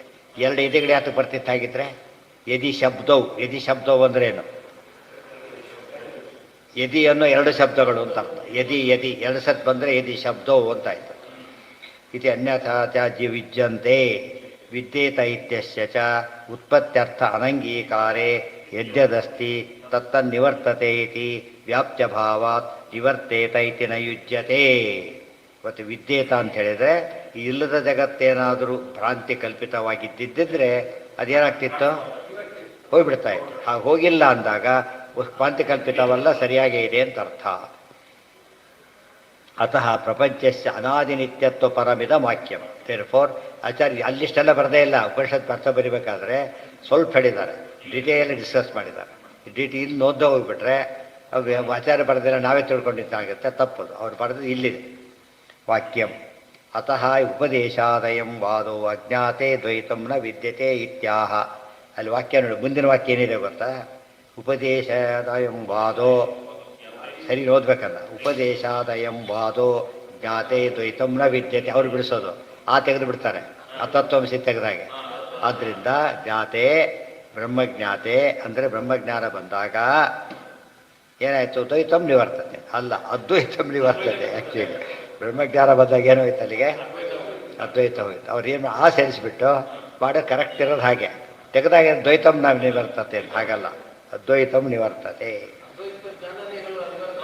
ಅದಕ್ಕೆ ಅಲ್ಲ, ಅವ್ರ ಪ್ರಕಾರ ಹೇಳ್ತಿರೋದು ಇರೋ ದ್ವೈತ ಜ್ಞಾನ. ಅದ್ವೈತಂ ನಿವರ್ತತೆ ಅವ್ರು ಹೇಳ್ಬೇಕ. ತಯೋ ಬರೆದ ಹೀಗೆ ಜ್ಞಾತೆ ಅದ್ವೈತಂ ನಿವರ್ತತೆ ನಮ್ಮರ್ಥ. ಅವ್ರ ಪ್ರಕಾರ ದ್ವೈತಂ ನಿವರ್ತತೆ. ದ್ವೈತಂ ಅಂದ್ರೇನು, ಇಷ್ಟು ಜನ ಕೂತಿದ್ದಲ್ಲಿ ಏನೋ ಅಂತಾಯ್ತು, ಈಗ ಭೇದ ಆಯ್ತು. ಅವ್ರ ಎಕ್ಸಾಂಪಲ್ ಭಾರಿ ಕೊಡ್ತಾರೆ. ಒಬ್ಬ ವ್ಯಕ್ತಿ ಕೂತಿದ್ದಾನೆ, ಸುತ್ತ 1000 ಕರಡಿ ಹಾಕಿಬಿಟ್ಟಿದ್ದಾರೆ, ಗೊತ್ತಾಯ್ತಾ. ಎಲ್ಲದರಲ್ಲೂ ಪ್ರತಿಬಿಂಬ ಕಾಣಿಸ್ತಾ ಇದೆ. ನಮ್ಮ ಪ್ರಶ್ನೆ ಈಗ ಯಾರು ಎಲ್ಲಿ ಹೊಡೆದ ಹೋಗುತ್ತೆ ಅಂತ ಪ್ರಶ್ನೆ ಈಗ. ಒಂದೊಂದೇ ಹೋಗ್ತಾ ಬರುತ್ತೆ ಕರಡಿ ಹೊಡೆದ್ರೆ. ಯಾವಾಗ ಹೋಗುತ್ತೆ? ಫುಲ್ ಹೋಗೋದು ಯಾವಾಗ? ಮೇನ್ ಬಿಡ್ಬೇಕು ಎಲ್ಲ ಹೋಗ್ಬಿಡುತ್ತೆ. ಗೊತ್ತಾಯ್ತು? ಇದು ವಾದ, ಇದು ಕಥೆ, ಇದು ಕರೆಕ್ಟೇ. ಆ ರೀತಿ ಇರೋದು ನಿಜ. ಬಟ್ ಈ ಕೇಸ್ ಅದಕ್ಕೆ ಅಪ್ಲಿಕಬಲ್ ಅಲ್ಲ. ಅರ್ಥ ಆಯ್ತಾ? ಅವ್ರ ಎಕ್ಸಾಂಪಲ್ಸ್ ಎಲ್ಲ ಕರೆಕ್ಟೇ, ರಾಂಗ್ ಅಪ್ಲಿಕೇಶನ್. ಒಂದು ರಜಿತ ಇಲ್ಲ ಇದ್ದ ಕಾಣಿಸುತ್ತೆ, ಗೊತ್ತಾಯ್ತಾ? ಅದು ಸುಳ್ಳು. ಹೌದು, ಕರೆಕ್ಟೇ. ಅದು ಜಗತ್ತು ಇದ್ದಾಗ ಕಾಣೋದೆಲ್ಲ ಸುಳ್ಳು. ಈಗ ಶುರು ಮಾಡಿದ್ರೆ ಆಮೇಲೆ ಯದೃಶ್ಯಂ ತನ್ಮೆ, ಅದು ಸುಳ್ಳು. ಅದು ಸತ್ಯ ಹೊರತು ಇದಕ್ಕೆಲ್ಲ ಎಕ್ಸ್ಟೆಂಡ್ ಮಾಡಬಾರ್ದು. ಈ ರೀತಿ ಮಾಡ್ಬೋದಲ್ಲ. ಇವತ್ತು ಪುಸ್ತಕ ಮೈಕ್ ಕಾಣಿಸ್ತು, ನಿವರ್ತನೆ ಆಗಲಿಲ್ಲ, ಇದು ಸತ್ಯ. ದೇರ್ಫಲ್ ಆದ್ದರಿಂದ ಶುಕ್ತಿರೇತರು ಸತ್ಯ. ಆ ರೀತಿ ಹೇಳಬೇಕಾಗುತ್ತೆ, ಹೇಳೋದಿಲ್ಲ. ಸೊ ಪ್ರಮಾಣ ಇದೆ ಅಂತಿದ್ರೆ ಇದೆ, ಇಲ್ಲ ಅಂತ ಇಲ್ಲ ಅಷ್ಟೇ ಹೊರತು ಕಣ್ಣಿಗೆ ಕಾಣೋದು ಬಿಡೋದು ಏನಲ್ಲ, ಎರಡೂ ಆಗಿರ್ಬೋದು. ಕೆಲವೊಮ್ಮೆ ಇಲ್ಲದ್ದು ಕಣ್ಣಿಗೆ ಕಾಣುತ್ತೆ, ಇರೋದು ಕಣ್ಣಿಗೆ ಕಾಣುತ್ತೆ. ಗೊತ್ತಾಯ್ತಾ? ಇರೋದು ಕಣ್ಣಿಗೆ ಕಾಣೋದು, ಇಲ್ಲದೇ ಕಾಣೋದು. ಅವ್ರು ಏನು ಮಾಡಿಬಿಟ್ರು? ಇಲ್ಲದೇ ಇರೋದು ಕಾಣೋದನ್ನು ಮಾತ್ರ ಇಟ್ಕೊಂಡ್ಬಿಟ್ಟು ಕಂಡಿದ್ದೆಲ್ಲ ಸುಳ್ಳು ಅಂದ್ಬಿಟ್ರು. ಹಾಗೆ ಈಗ ಸತ್ಯ ಇದೆಯಲ್ಲ. ಹಾಗಿದ್ರೆ ನಮಗೆ ಹೇಳಕ್ಕೆ ಬರ್ತೀಯಲ್ಲಪ್ಪ ನೀನೀಗ, ನಾನು ಕಾಣ್ತಿರೋ ಸತ್ಯ ನನಗೆ ಇದು ಭ್ರಾಂತಿನ? ಭ್ರಾಂತಿ ಆದರೆ ಏನು ಮಾಡ್ಬೇಕು ನೀನಾಗ? ಮಾತಾಡ್ಕೊಡೋದು. ಮಾತಾಡ್ತೀಯ ಅಂದಮೇಲೆ ಏನರ್ಥ? ಸತ್ಯ ಅಂತ ಅರ್ಥ. ಮತ್ತು ಭ್ರಾಂತಿ ಅಲ್ಲಲ್ಲ. ಈಗ ಮುಗಿದ ಕಥೆ. ಇದೆಲ್ಲ ಯೋಚನೆ ಮಾಡಿದರೆ ಎಲ್ಲ ರೀತಿಯಿಂದಲೂ ಸಾಲ್ವ್ ಮಾಡಕ್ಕೆ ಬರುತ್ತೆ. ಅಲ್ಲಲ್ಲ, ನಮಗೆ ಅದ್ವೈತ ಜ್ಞಾನ ಇತ್ತು ಮೊದಲು. ಏನಿತ್ತು? ಇವ್ರ ಮಾತು ಕೇಳ್ಕೊಂಡು ಬಂದಿತ್ತು ನಮಗೆ, ಅದು ಹೋಯ್ತು. ಗೊತ್ತಾಯ್ತಾ? ಈ ಉದಾಹರಣೆಗೆ ಚಿಕ್ಕ ಮಕ್ಕಳಿಗೆ ಅದ್ವೈತ ಜ್ಞಾನ ಸಾಮಾನ್ಯ ಇದು ಸ್ವಾರಸ್ಯ ಅಂದರೆ, ಅದ್ವೈತ ಜ್ಞಾನ ಮರೆತು ಅವ್ರು ಹೇಳ್ತು ದ್ವೈತ ಜ್ಞಾನ ಮೊದಲು ಬರುತ್ತೆ, ಆಮೇಲೆ ಅದು ತಪ್ಪು ಅಂತ ಗೊತ್ತಾಗಿ ದ್ವೈತ ಜ್ಞಾನ ಹೋಗ್ಬಿಟ್ಟು ಅದ್ವೈತ ಜ್ಞಾನ ಬರುತ್ತೆ ಅಂತ ವಾದ ಕೊಡೋದು. ಸೊ ದ್ವೈತ ಸುಳ್ಳು ಅಂತ ಹೇಳೋದಿಲ್ಲ, ಲೋಯರ್ ಸ್ಟೇಜ್. ಅದ್ವೈತ ಹೈಯರ್ ಸ್ಟೇಜ್ ಅಂಬೋದು. ಬೈಲಕ್ಕೆ ಪೂರ್ತಿ ಇಲ್ಲ ಸಿಟ್ಟು ಬರುತ್ತೆ ಅಂಥೇಳಿ ನೀವು ಫಸ್ಟ್ ಕ್ಲಾಸ್ ಸೆಕೆಂಡ್ ಕ್ಲಾಸ್ ಅಂತ ಹೇಳಿದಾಗಾಯ್ತು. ಅದಕ್ಕೆ ಹೇಳ್ತಾರೆ ಹಾಗಲ್ಲ. ಯಾಕಲ್ಲ ಅಂದರೆ ಆ್ಯಕ್ಚುಲಿ ದ್ವೈತ ಜ್ಞಾನ ಅಂಬೋದು ಲೋಯರ್, ದ್ವೈತ ಜ್ಞಾನ ದೊಡ್ಡದು. ಉದಾಹರಣೆಗೆ ಹಿತ್ತಾಳೆ ಬಂಗಾರ ಎರಡು ಒಂದೇ ರೀತಿ ಕಾಣಿಸುತ್ತೆ, ಗೊತ್ತಾಯ್ತಾ? ಅವಾಗ ಏನು ಮಾಡ್ಬೇಕು? ಈಗ ಯಾರು ಬೇಕೀಗ? ಎಕ್ಸ್ಪರ್ಟ್ ಏನು ಹೇಳ್ತಾನೆ? ಸೊ ಈ ಭೇದ ಗೊತ್ತಾಗ್ಲಿಕ್ಕೆ ಏನು ಬೇಕಾಯ್ತು? ಈಗ ಎಕ್ಸ್ಪರ್ಟೈಸ್ ಬೇಕು. ಅವ್ರು ಹೇಳೋದು ಹೇಳ್ತಾರೆ ಅದ್ವೈತ ಗೊತ್ತಾಗಲಿಕ್ಕೆ ಎಕ್ಸ್ಪರ್ಟೈಸ್ ಬೇಕು. ದ್ವೈತ ಮತ್ತು ಎಲ್ರಿಗೂ ಗೊತ್ತಾಗುತ್ತೆ ಅಂತ ಸುಳ್ಳು. ಅದ್ವೈತ ಎಲ್ರಿಗೂ ಗೊತ್ತಾಗುತ್ತೆ, ದ್ವೈತ ಗೊತ್ತಾಗ್ಲಿಕ್ಕೆ ಏನು ಬೇಕು? ಎಕ್ಸ್ಪರ್ಟೈಸ್ ಬೇಕು. ಅದಕ್ಕೆ ಶಾಸ್ತ್ರ ಓದಬೇಕು. ಅರ್ಥ ಆಯ್ತಾ? ಅದಕ್ಕೆ ಚಿಕ್ಕ ಮಕ್ಕಳಪ್ಪ ನೀವು ಇಟ್ಕೊಳ್ರಿ, ಅಲ್ಲಿ ಒಂದು ಏನೇನೋ ಇಟ್ಬಿಡಿ ಕೆಳಗೆ, ಪಾಲಿಡ ರೆಡಿ ಹಾಲಿಡಿ, ಎರಡೂ ಏನು ಮಾಡುತ್ತದು? ಪಾಲಿಡ ಮತ್ತು ಬಾಯಿಲಿಟ್ವಿ ಎಷ್ಟು ಹಾಲು ಇಟ್ಕೊಂಡ್ರೆ ಪುಣ್ಯ. ಚಿಕ್ಕ ಮಕ್ಕಳ ಸ್ವಭಾವ ಯಾವ್ದು ಬೇಡ ಅದಕ್ಕೆ ಕೈ ಹಾಕೋದು ಫಸ್ಟ್. ಅದಕ್ಕೆ ಅದ್ವೈತ ಏನು ಜ್ಞಾನ ಇದೆ ಎಲ್ಲ ಒಂದೇ ಅಂತ ಜ್ಞಾನ ಇದೆ. ಆಮೇಲೆ ಒಂದು ನೋಟ್ ಇಡಿ, ಒಂದು ಪೇಪರ್ ಇಡಿ, ಎರಡೂ ಒಂದೇ. ದೊಡ್ಡವರು ಅಂದಮೇಲೆ ನೋಟ್ ಜೋಬಿಗೆ ಹಾಕ್ತಾರೆ, ಇನ್ನೊಬ್ಬರು ಜೋಬಿಗೆ ನೋಟ್ಗೂ ಕೈ ಹಾಕ್ತಾರೆ, ತನ್ನ ನೋಟ್ ಇದು ಬಿಟ್ಬಿಡ್ತಾರೆ. ಯಾಕೆ ಗೊತ್ತಾಯ್ತು ಅವರಿಗೆ. ಸೊ ದ್ವೈತ ಅದು ಹೈಯರ್ ಲೋಯರ್, ಅದು ಹೈಯರ್. ಇಲ್ಲವರು ಎಜುಕೇಷನ್ ಮೀನಿಂಗೇ ಇಲ್ಲ. ಎಜುಕೇಷನ್ ಕ್ಲಾರಿಫೈ ಇರೋದೆಲ್ಲಿ? ಭೇದ ತಿಳ್ಕೊಳ್ಳೋದಲ್ಲ ಎಕ್ಸ್ಪರ್ಟ್ ಇರೋದು. ಈ ಫ್ರ್ಯಾಕ್ಚರ್ ಆಗಿದೆಯೋ ಇಲ್ಲೋ, ಹೇರ್ಲೈನ್ ಫ್ರ್ಯಾಕ್ಚರ್ ಗೊತ್ತಾಗೋದಿಲ್ಲ, ಭಾರಿ ಎಕ್ಸ್ಪರ್ಟ್ ಹೇಳ್ತಾರೆ ಹಾಗೆ ಆಗಿದೆ ಅಂತ ಹೇಳ್ತಾನೆ. ಅದಕ್ಕೆ ನನಗೆ ಗೊತ್ತಾಗುತ್ತೆ, ಈ ಕಾರಣದಲ್ಲಿ ಗೊತ್ತಾಗುತ್ತೆ ಅಂತ ಹೇಳ್ತಾರೆ. ಅವ್ನು ಹೋಗ್ತಾರೆ ಜನ ಎಕ್ಸ್ಪರ್ಟ್ ಆಯ್ತಿರೋದು, ಅವ್ರು ಮತ್ತೆ ಪ್ರಶ್ನೆ ಮಾಡೋದಿಲ್ಲ. ಸೊ ಎಲ್ಲೆಲ್ಲಿ ಭೇದ ಇರ್ತದೋ, ಇಬ್ಬರು ಶಾರ್ಟ್ ಲಿಸ್ಟಿಗೆ ಬಂದ್ಬಿಟ್ಟು ಒಂದೇ ಪೋಸ್ಟ್ ಇದೆ, ಇಬ್ಬರು ಶಾರ್ಟ್ ಲಿಸ್ಟ್ ಆಗಿದ್ದಾರೆ. ಏನು ಮಾಡ್ಬೇಕು ಅವರಲ್ಲಿ? ಈಗ ಅವ್ರು ಏನು ಒಂದು ನೋಡ್ಕೊಂಡು ದೊಡ್ಡ ಅದ್ವೈತ ಅಲ್ಲ, ಇಬ್ಬರಲ್ಲಿ ಒಬ್ಬರು ಉಳಿಸ್ಬೇಕಾದ್ರೆ ಏನಿರ್ಬೇಕು ಅವರಿಗೆ? ದ್ವೈತ ಜ್ಞಾನ ಇರಬೇಕು.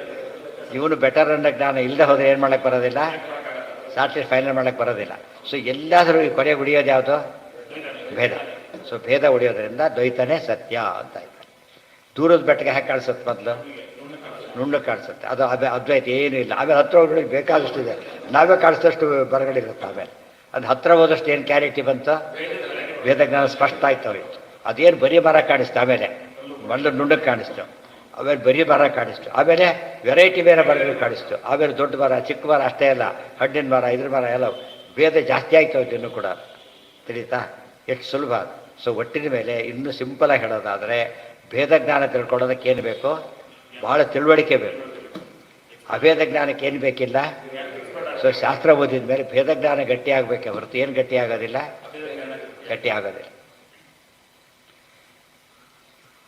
ಭೇದ ಎಲ್ಲಿಲ್ದವ್ರು ತಿಳ್ಕೊಳ್ಳೋ ಪ್ರಶ್ನೆ ಬರ್ತಿರಲಿಲ್ಲ, ರೂಲ್ಡ್ ಔಟ್ ಅಷ್ಟೆ.